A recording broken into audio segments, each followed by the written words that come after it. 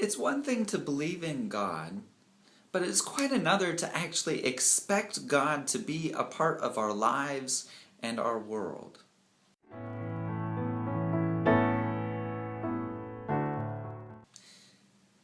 We live in what many would call a secular age.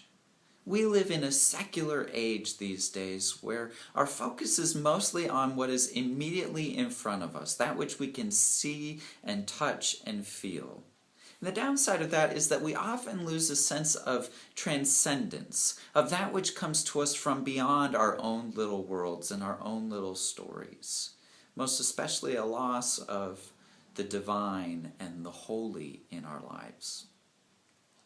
Part of the good news of the story of Pentecost, then, the story in which the Holy Spirit descended upon the disciples and empowered them to begin preaching and proclaiming the good news of Jesus Christ to those around them and eventually to the world, is that we have a God who is decidedly a part of our lives, who is decidedly a part of the world around us, active, orchestrating and organizing and leading and guiding and cajoling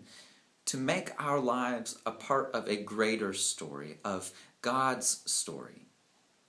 The truth of Pentecost and the truth of the promise of Jesus Christ is that we have the Holy Spirit in our lives, the presence of God, the transcendent, here among us, taking an active part in our lives so that we are not alone, so that we have a helper, an advocate, one who can help us in our walk of discipleship following Jesus Christ, one who brings us into contact and union with God.